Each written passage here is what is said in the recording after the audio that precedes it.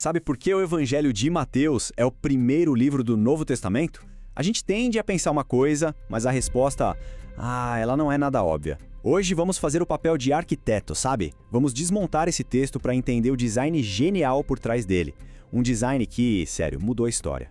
É só abrir o Novo Testamento e quem tá lá logo de cara? Mateus. A lógica diz, bom, se tá em primeiro, deve ser o mais antigo, né? Faz sentido. Mas a história real, ela é bem mais complexa. E olha, muito mais fascinante. Então, o lance de Mateus ser o primeiro não tem a ver com data, mas com função. É sobre o propósito dele. As evidências do texto, na verdade, indicam que ele foi escrito depois de Marcos, e o autor já sabia da destruição de Jerusalém. E aí fica a pergunta, por que colocar ele na frente então?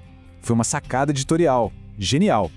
Mateus foi colocado ali como a ponte perfeita, sabe? Aquela que liga as promessas do Antigo Testamento com o que estava acontecendo no Novo. E a primeira parte desse nosso blueprint, desse projeto arquitetônico, tem um foco claríssimo. Provar, sem deixar nenhuma dúvida, que Jesus é o Messias, o rei que foi prometido. O autor de Mateus não está só contando uma historinha, não. Ele está, de fato, construindo um caso, quase que um argumento jurídico e teológico para mostrar a realeza de Jesus. E essa prova já começa, olha só, no primeiro versículo. Aquela genealogia de Jesus que muita gente pula por achar que é só uma lista de nomes difíceis, né? Pois é, aquilo ali não é só uma lista, é praticamente uma obra de arte matemática. O autor, que conhecia bem o pensamento rabínico, organiza tudo num padrão simétrico, super intencional, feito para passar uma mensagem muito, mas muito poderosa.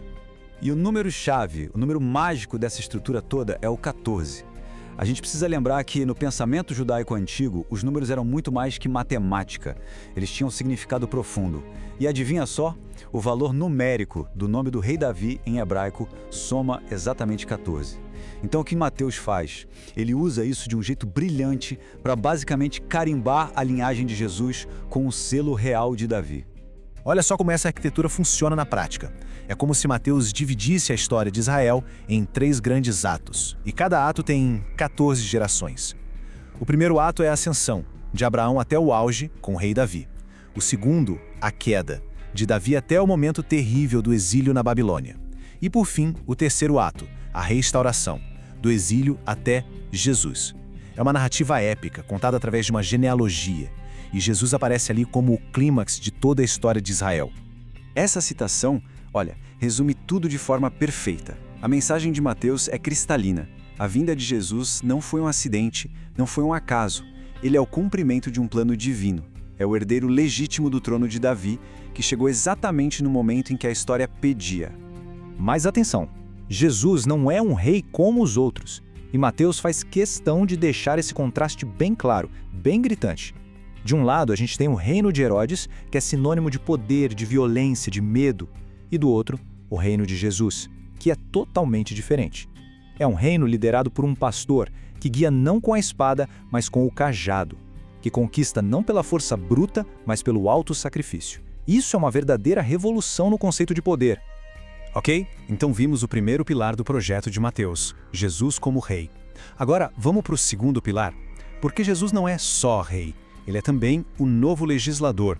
Mateus vai apresentá-lo como uma espécie de novo Moisés, alguém que veio para entregar a lei definitiva para o seu povo. E a peça central dessa nova lei, claro, é o famoso Sermão do Monte. Mas, um detalhe importante, não é para imaginar que foi um único discurso, feito de uma vez só. É mais como se fosse uma coletânea, um greatest hits dos ensinamentos de Jesus. Mateus juntou tudo, organizou de forma cuidadosa para criar o que seria a constituição desse novo reino. E para a gente entender o tamanho da revolução que Jesus propõe, a gente precisa dar uma olhada na lei antiga. Aquela frase famosa, olho por olho, dente por dente, ela só é violenta hoje, né? Mas na época a ideia não era incentivar a violência, era o contrário, era um princípio de justiça proporcional, para colocar um limite na vingança, para que ela não virasse uma bola de neve sem controle.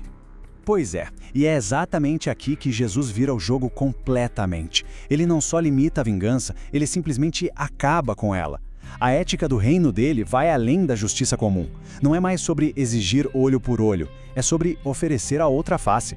A ideia é absorver o mal e transformar aquilo em perdão. É uma mudança radical. Tá, mas e na prática?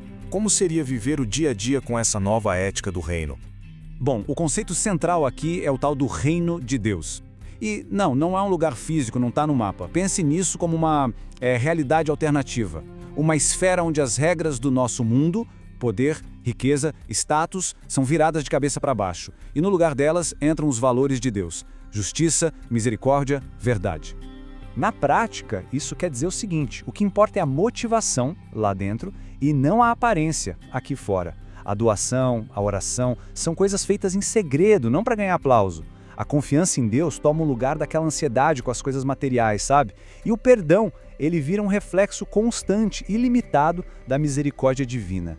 Resumindo, é uma fé que se vive no coração e não só da boca para fora ou no culto formal. Então, quando a gente junta todas essas peças do quebra-cabeça, o rei, a nova lei, a nova ética, o grande objetivo de Mateus fica cristalino. Isso aqui não é só uma biografia de Jesus, é muito mais. É um manual de instruções, um guia para o discipulado. Pela estrutura lógica, pelos ensinamentos todos organizados por tema, dá para ver que o Evangelho de Mateus foi pensado para ser o primeiro catecismo da igreja, ou seja, um guia completo, um passo a passo, para ensinar quem estava chegando sobre quem era Jesus e como viver de acordo com seus ensinamentos.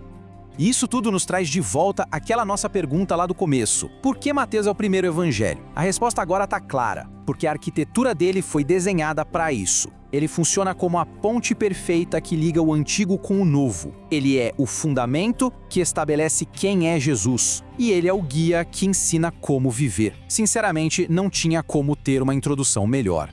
E o nosso arquiteto não entrega a sua planta da casa e vai embora não. Ele termina com uma promessa. Depois de mostrar quem é o rei e quais são as suas leis, Mateus encerra o evangelho com essa garantia: a presença constante e poderosa desse rei junto ao seu povo, todos os dias, para sempre. E tudo isso nos deixa com uma última questão para refletir. Se Mateus foi projetado como um manual para ensinar e formar uma comunidade lá atrás, há 2000 anos, o que será que esse design tão intencional, essa arquitetura, tem a nos dizer hoje? Que lições sobre identidade, sobre ética, sobre comunidade a gente pode tirar disso tudo? Fica aí a reflexão.